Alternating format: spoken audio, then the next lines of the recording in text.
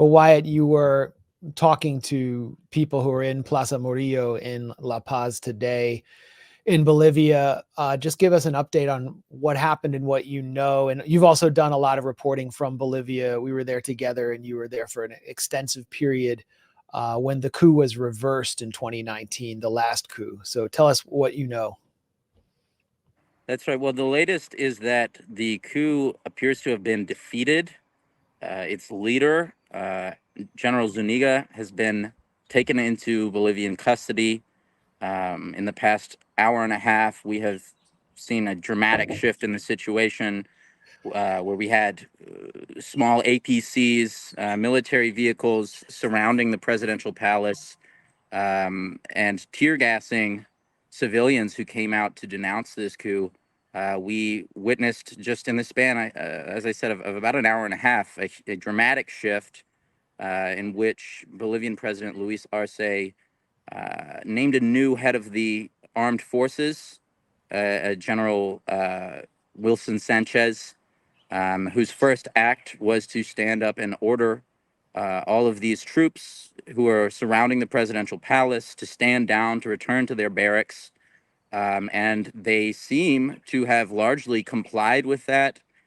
So we saw just a massive shift between these dissident soldiers, rebellious soldiers, basically forcing their way into the presidential palace. They literally rammed open the door with a military vehicle, and then in the span of an hour or two, to them basically being heckled and screamed at by civilians as they seem to withdraw with their tails tucked between their legs. So it's been a whirlwind day. A lot of questions remain about how this happened and how it was able to be resolved so quickly, but that is the situation as it stands currently. And what it looks like, what before we get into the why or the intrigues, what looks like took place was social movements who were supportive of the MAS, Movimiento al Socialismo, the movement for socialism government, originally established by Evo Morales, now led by President Luis Arce, kind of descended on the square and outnumbered the military forces aligned behind this rogue commander. This is what we saw take place across Bolivia from the countryside to the cities when the supposed provisional or interim government that had taken power through a coup initially against Evo Morales was refusing to hold elections, and it forced them to hold elections and cede power because the social movements are so strong in Bolivia. So what can you tell us about that? Well, the timing of this is a little bit confusing still because it happened and it ended so quickly. But that is exactly what happened. Much like in 2019, we did see thousands and thousands of indigenous Bolivians come down to the city center to make their stance clear that they reject this rogue general and whatever military police and other units he'd managed to scrounge up on his side. We seem to see kind of a split within the military, obviously, and somewhat of a split between the police and the military, where you had police coming in after the military sort of withdrew, and coming in and kind of trying to restore order. In a way that made it clear that they were not aligned with the government or with the coup forces, I should say. So there are a lot of moving parts here, and it'll be probably a few days or weeks or even years before we understand exactly what transpired today. But there are certainly broad parallels with what occurred in 2019. It's being reported that one of the demands of this dissident general who attempted to orchestrate this was that Janine Áñez, the so-called interim president who ruled by force for about a year following the coup in 2019, one of his demands was said to be, or the major demand was said to be, the quote-unquote liberation of the political prisoners, especially Áñez. These are figures who were arrested and jailed for their part in the 2019 coup, and specifically for the deaths of dozens of indigenous people who were massacred in the Sencata and Sacaba massacres in 2019. So there seems to be a clear link here in the sense that the general is at least being reported to have been aligned with these same sort of forces that took power by force in 2019. And that would track. I think the U.S. government has never really gotten over that. The Bolivian uh, hard right has certainly never gotten over it. And we have seen in recent weeks efforts to continue kind of nationalization programs. We saw the massive industrial giant Kimberly-Clark ended manufacturing and production yesterday. We've seen, in that sense, maybe some motive for people in the north to try to put a stop to whatever's happening in Bolivia, to bring an end to that gosh darn indigenous government. And so it would track in that sense. There is still quite a bit of animus towards the Bolivian government and the movement to socialism party that they represent. These factions that were willing to fight and die to regain power over Bolivia's indigenous majority, they still feel very much the same way, and not a lot has shifted in terms of that background. Yeah, I mean, we learned about Bolivia through trial by fire when we went as election observers, or that's how we got our visas, as election observers for the election to reverse the coup. We were immediately targeted by the government. I was followed by agents of the government through my transfer in Santiago, Chile. They put my picture all over their WhatsApp channels, or like the pro opposition, which was then the provisional government opposition channels.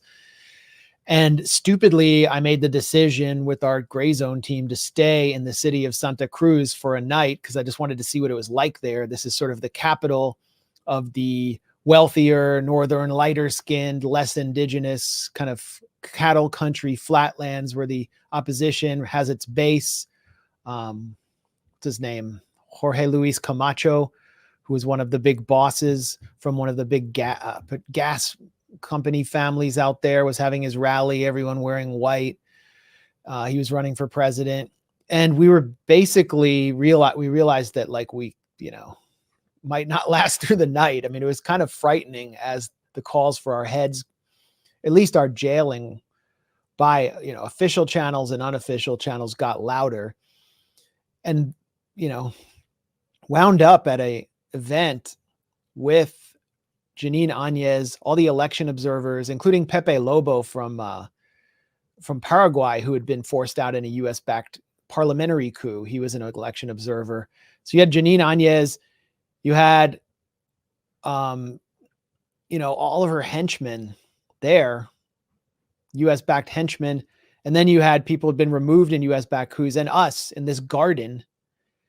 And, I started trying to challenge some of them on, targeting us. The migration minister had called for us to be jailed. A day later, they were fearing that they would be jailed because they lost in a landslide. And they brought out the military in the streets as a show of force against the Bolivian population, which was going to vote them out. And so it's sort of like the threat always remains there. The country is perpetually divided between the wealthier, more less indigenous north and the indigenous highlands around La Paz.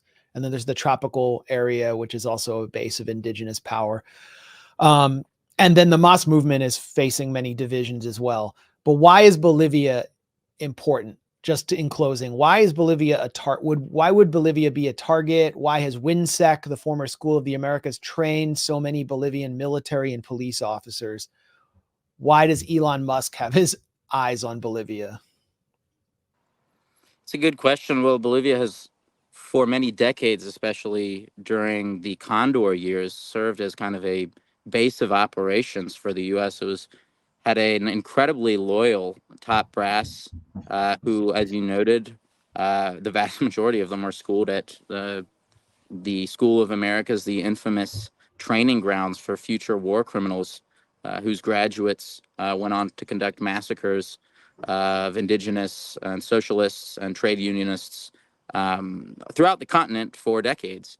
And so Bolivia is where Che Guevara was murdered, attempting to lead an uprising of the majority indigenous population of Bolivia against the U.S.-backed dictatorship.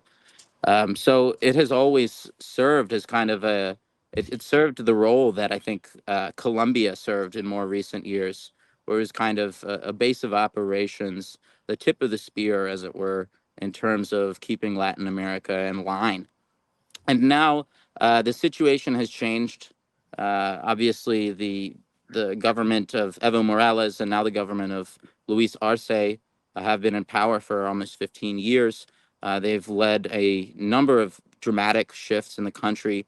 Notably, some notable achievements include 5% annual GDP growth, like clockwork, the biggest reduction in poverty in the country's history, and a huge crackdown on the illicit trafficking of cocaine. Bolivia used to be a cocaine sort of powerhouse.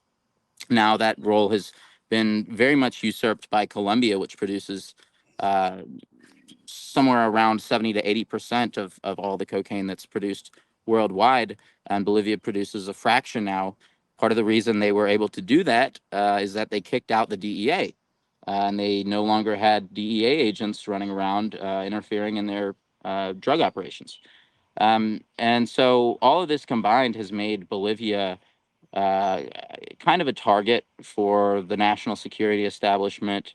They pursued their own economic model independently of the United States. They've been pursuing stronger relations with official enemy states like Russia and China, normalizing relations with Venezuela, Cuba, etc. Supporting And Palestine at the UN very strongly.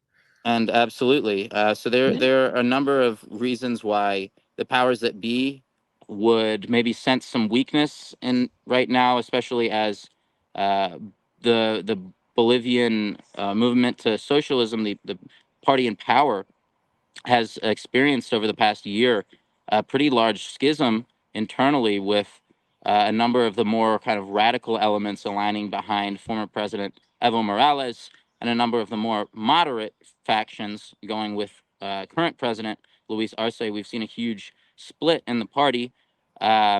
And perhaps a decision was made that they are weak enough to suffer another coup and go along with it. And of course, vast mineral wealth. Just driving through Yep. Bolivia, you see a lot of mining, intensive mining. And what the MAS party aims to do is gather enough revenue through lithium mining and exportation to be able to pay for social programs and infrastructure projects and modernize parts of the country that really weren't on the map before Morales was elected. So that's why Elon Musk said, we'll coup whoever we want. Not that we know that he had any role in that coup, but he's simply stating that as his interpretation of America first, or Elon first, since he's sort of a supranational government that relies on governments and our tax dollars to keep him rich.